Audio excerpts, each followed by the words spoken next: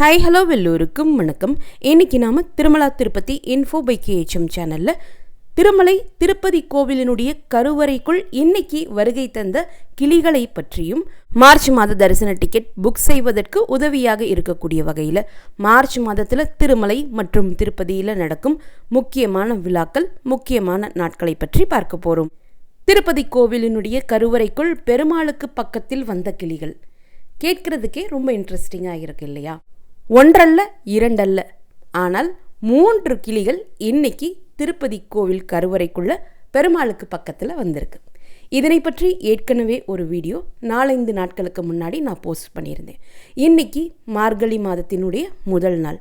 மார்கழி மாதம் முதல் நாள் மட்டும் கிடையாது, இந்த 3 கிளிகளும் பெருமாள் கிட்ட மார்கழி மாதம் முழுவதுமே இருக்கும். திருப்பதி மூலவர் வெங்கடேஷ பெருமாளுக்கு தினமுமே செய்யக்கூடிய அலங்காரங்களோடு சேர்த்து இந்த 3 கிளிகளும் பெருமாளுக்கு அலங்காரமாக சாற்றப்படும். ஏற்கனவே இந்த தகவலை பற்றி 4-5 நாட்களுக்கு முன்னாடியே நான் குறிப்பிட்டிருந்தாலும் மார்கழி மாதம் இன்னைக்கு ஆரம்பிக்கக்கூடிய காரணத்தினால மார்கழி மாத தரிசனத்திற்கு போகக்கூடியவங்களுக்கு இது ஒரு நினைவூட்டல் வீடியோவாக இருக்கும். பெருமாளனுடைய அலங்காரங்களோடு இணைந்து மேலும் அவருடைய அழகை மெருகூட்டக்கூடிய வகையில் இன்னைக்கு வந்திருக்கக்கூடிய இந்த 3 கிளிகளில் 2 கிளிகள் இலைகள் மற்றும் மலர்களால் செய்யப்பட்ட கிளிகள். இலைகளால் மற்றும் மலர்களால் செய்யப்பட்ட 2 கிளிகளில் ஒரு கிளியானது பெருமாளினுடைய இடது மார்பில் இருக்கக்கூடிய தாயாருக்கு மேலே இருக்கும். 2வது கிளி பெருமாளினுடைய இடது தோள்பட்டைக்கு பக்கத்தில் இருக்கக்கூடிய சங்குக்கு பக்கத்தில் இருக்கும். இலைகளாலும் மலர்களாலும் செய்யப்பட்ட இந்த 2 கிளிகளும் மிகப்பெரிய கிளியாகத்தான் இருக்கும். இந்த கிளி எப்படி இருக்கும் என்பதை பற்றி நான் ஃபோட்டோ இங்கே அட்டாச் பண்ணியிருக்கேன், நீங்கள் வீடியோவில் செக் பண்ணி பார்க்கலாம். இந்த அளவிற்கு பெரிதாக இருக்கக்கூடிய இந்த கிளிகள் தான் பெருமாளினுடைய இடது மார்பில் இருக்கக்கூடிய தாயாரையும் பெருமாளினுடைய இடது மார்பில் இருக்கக்கூடிய சங்குக்கு பக்கத்திலையும் அவரை அழகூட்டி மெருகேற்றி நிற்கும். ஆனால் தூரத்துலேருந்து பார்க்குறப்போ இந்த கிளிகள் ரொம்ப சின்னதாக நமக்கு தெரியலாம். சின்னதாக இருந்தாலும் இலைகளால் ஒரு கான்ட்ராஸ்டான கலரில் தெரியக்கூடிய வகையில் இருக்கக்கூடியனால இந்த 2 கிளிகளுமே எல்லாருக்குமே தூரத்திலிருந்து பார்க்குறப்போவும் பெருமாளினுடைய விளக்கொளியில் நமக்கு தெளிவாக தெரியும். பெருமாளினுடைய இடது தோள்பட்டை மீது சங்குக்கு பக்கத்தில் இருக்கக்கூடிய அந்த கிளி ஆனது TTD கார்டன் டிபார்ட்மெண்ட் மூலமாக பெருமாளுக்கு கொடுக்கப்படக்கூடியது. பெருமாளினுடைய இடது மார்புக்கு பக்கத்தில் இருக்கக்கூடிய கிளி ஸ்ரீவில்லிபுத்தூர் ஆண்டாள் கோவிலில் இருந்து பெருமாளுக்கு அனுப்பப்படுவதாக சொல்வாங்க. 3வது கிளி தான் கொஞ்சம் நாம் உற்று பார்த்தால் மட்டுமே தெரியும். இந்த 3வது கிளியானது பெருமாளினுடைய ஆபரணங்களோடு சேர்ந்து இருக்கிறதுனால நல்லா உற்று பார்த்தால் மட்டுமே தான் இந்த கிளி தூரத்திலிருந்து பார்க்குறப்போ நமக்கு தெரியும்.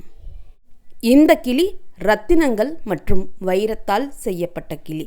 இது பெருமாளினுடைய வலது மார்பில் இருக்கக்கூடிய தாயாருக்கு மேலே பெருமாளினுடைய வலது தோள்பட்டைக்கு கீழே 2க்கும் நடுவில் ஒரு இடத்துல இருக்கும். இது ஆபரண கிளி அப்படின்றனால பெருமாளினுடைய ஆபரணங்களோடு இணைந்து இருக்கிறப்போ நம்ம உற்று பார்த்தால் மட்டுமே தெரியும். இந்த ரத்தின கிளியானது திருப்பதி பெருமாளுக்கு சொந்தமான ஆபரணங்களோடு சேர்ந்த ஒரு ஆபரணமாகும். போன வருடம் இதே தகவல் நான் ஷேர் பண்ணியிருந்தப்போ 2 கிளிகள் மோஸ்ட்லி நிறைய பேர் பார்த்ததாக கமெண்ட் செக்ஷனில் போஸ்ட் பண்ணியிருந்தாங்க. இன்னைக்கு தரிசனத்திற்கு போனவங்க எத்தனை கிளிகள் பார்த்தீங்க, எத்தனை கிளிகள் தூரத்திலிருந்து பார்க்குறப்போவே தெளிவாக தெரியுது, எந்தெந்த கிளிகள் நீங்கள் பார்த்தீங்க என்ற தகவலை கமெண்ட் செக்ஷனில் போஸ்ட் பண்ணிங்கன்னா அடுத்து வரக்கூடிய நாட்களில் போகக்கூடிய பக்தர்களுக்கும் அது உதவியாக இருக்கும். இன்னைக்கு தரிசனம் பார்த்த பக்தர்களில் எத்தனை பேர் ரத்தின கிளியை கவனிச்சிங்க, ரத்தின கிளி எந்த இடத்துல சரியாக இருந்தது என்பதையும் கமெண்ட் செக்ஷனில் போஸ்ட் பண்ணுங்கள். மார்கழி மாதம் முழுவதுமே இந்த 3 கிளிகளும் பெருமாளோடு தான் இருக்கும். மார்கழி மாதம் முழுவதும் தரிசனத்திற்கு போகக்கூடியவங்க மறக்காமல் பெருமாள் கிட்ட இருக்கக்கூடிய இந்த கிளிகளை தரிசனம் செஞ்சுட்டு வாங்க. இந்த தகவல் நிறைய பேருக்கு நம்மளில் தெரிஞ்சிருக்கும், சில பேருக்கு தெரியாமலும் இருக்கும். ஸோ இந்த தகவலை உங்களுடைய ஃப்ரெண்ட்ஸ் அண்ட் ஃபேமிலி மெம்பர்ஸ் கூட மறக்காமல் ஷேர் பண்ணிக்கோங்க. அவங்களும் தரிசனத்திற்கு போகக்கூடிய சமயத்தில் இந்த கிளிகளை பார்த்தாங்களா என்பதையும் கேட்டு விசாரிச்சுக்கோங்க. அடுத்து 2025 மார்ச் மாதத்திற்கான தரிசன டிக்கெட் புக்கிங் பற்றிய அஃபிஷியல் இன்ஃபர்மேஷன் டிடிடி இன்று மாலைக்குள்ள அப்டேட் பண்ணுறதுக்கு வாய்ப்புகள் இருக்குது.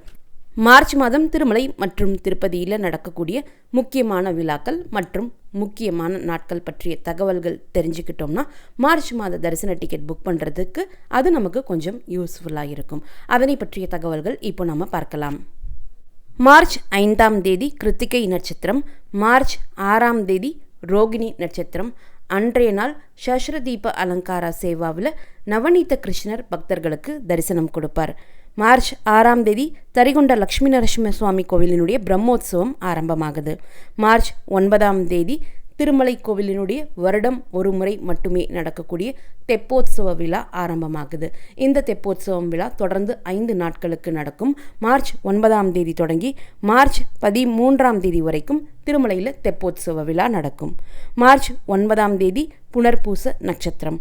மார்ச் 10ஆம் தேதி ஏகாதேசி அன்று தரிகொண்ட லக்ஷ்மி நரசிம்ம சுவாமி கோயிலினுடைய கருட வாகன சேவை. மார்ச் 13ஆம் தேதி திருமலை கோவிலினுடைய தெப்போத்சவம் முடிவடையுது. மார்ச் 14ஆம் தேதி ஹோலி பண்டிகை, லக்ஷ்மி ஜெயந்தி, குமாரதாரா தீர்த்த முக்கோட்டி, தரிகொண்ட லக்ஷ்மி நரசிம்ம சுவாமி கோவிலினுடைய பிரம்மோத்சவம் முடிவடையுது. அது கூடவே பௌர்ணமியும் அமையுது. அன்றைய நாள் பௌர்ணமி கருட சேவை திருமலையில் இருக்கும். மார்ச் 18ஆம் தேதி சுக்கிரமௌத்தியம் ஆரம்பமாகுது.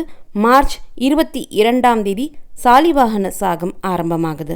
மார்ச் 24ஆம் தேதி நாகலாபுரம் வேதநாராயண சுவாமி கோவிலினுடைய சூரிய பூஜை, அன்றைய நாள் தெப்போத்சவமும் அங்கே ஆரம்பமாகுது. சூரிய பூஜை என்பது அங்கே நாகலாபுரம் கோவிலில் 3 நாட்கள் தொடர்ந்து சூரிய ஒளியானது மூலவர் பெருமாள் மீது விழும். முதல் நாள் பெருமாளினுடைய திருவடிகள் மீதும், 2ஆம் நாள் பெருமாளினுடைய இடுப்பு பகுதி மீதும், 3ஆம் நாள் பெருமாளினுடைய சிரசு மீதும் இந்த சூரிய ஒளி படும். மார்ச் 25ஆம் தேதி ஸ்ரீனிவாச மங்காபுரம் கல்யாண வெங்கடேஸ்வர பெருமாள் கோவிலினுடைய புஷ்பயாகம், ஸ்ரவண நட்சத்திரம், ஏகாதசி. மார்ச் 26ஆம் தேதி அன்னமாச்சாரிய வர்தாந்தி. மார்ச் 27ஆம் தேதி திருப்பதி கோதண்ட ராமசுவாமி கோவிலினுடைய பிரம்மோற்சவம் ஆரம்பமாகுது. மார்ச் 28ஆம் தேதி சுக்கிரமௌத்தியம் முடிவடையுது. நாகலாபுரம் கோவிலினுடைய தெப்போத்சவம் முடிவடையுது. நாகலாபுரம் வேதநாராயண சுவாமி கோவிலினுடைய சூரிய பூஜையும் முடிவடையுது. அன்றைய நாள் மாத சிவராத்திரி. மார்ச் 29ஆம் தேதி அமாவாசை. மார்ச் 30ஆம் தேதி உகாதி பண்டிகை. மார்ச் 31ஆம் தேதி மத்ஸ்ய ஜெயந்தி. அன்றைய நாள் திருப்பதி கோதண்டராம சுவாமி கோயிலினுடைய பிரம்மோற்சவத்தை முன்னிட்டு நடக்கக்கூடிய கருட வாகன சேவை நடக்கும். இதில் மார்ச் 9ஆம் தேதி தொடங்கி மார்ச் 13ஆம் தேதி வரைக்கும் திருமலையில் நடக்க இருக்கக்கூடிய தெப்போத்சவ விழாவிற்கு ஆர்ஜித சேவா டிக்கெட் தனியாக இஷ்யூ பண்ணுவாங்க. இதனை பற்றி டீட்டெயில்டு வீடியோ ஆல்ரெடி நம்முடைய சேனலில் நான் போஸ்ட் பண்ணியிருக்கேன். அந்த வீடியோனுடைய லிங்க்கை இந்த வீடியோனுடைய ஃபஸ்ட் கமெண்ட்டில் நான் கொடுக்குறேன், நீங்கள் செக் பண்ணி பார்த்துக்கலாம். இந்த 5 நாட்களுக்கு தெப்போத்சவம் சேவா டிக்கெட்டோடு சேர்த்து மற்ற தரிசன டிக்கெட்டுகளுமே கொஞ்சம் வேகமாக புக் ஆகும். அடுத்து மார்ச் 14ஆம் தேதி பௌர்ணமி, கூடவே குமாரதாரா தீர்த்த முக்கோட்டியும் இருக்கிறனால ட்ரக்கிங் போகக்கூடியவங்களும் அன்றைய நாள் திருப்பதி தரிசனத்திற்கு வருவாங்க. பௌர்ணமி கருட சேவா பார்க்கறதுக்கும் திருமலைக்கு வருவாங்க. ஸோ அன்றைய நாள் வேகமாக தரிசன டிக்கெட் புக் ஆகும்.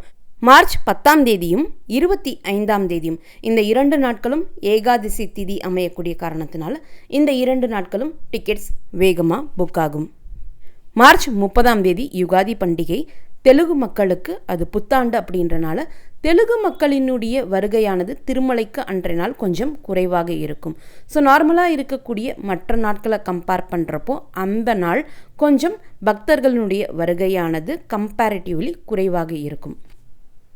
விசேஷமான நாட்கள் அன்று தான் தரிசனம் பார்க்கணும்னு விருப்பப்படக்கூடியவங்க இந்த நாட்கள் எல்லாமே நோட் பண்ணிக்கோங்க. தரிசனத்திற்கு சின்ன குழந்தைகளை அழைச்சிட்டு போகிறோம், வயசானவங்களை அழைச்சிட்டு போகிறோம், கூட்டம் குறைவாக நாட்கள் எப்போ இருக்கும் அப்படின்னு கேட்டிங்கன்னா இந்த விசேஷமான நாட்களை எல்லாம் தவிர்த்துட்டு வீக் டேஸான செவ்வாய் மற்றும் புதன்கிழமை ட்ரை பண்ணுங்கள். டிக்கெட்டும் நமக்கு ஈஸியாக புக் ஆகும்.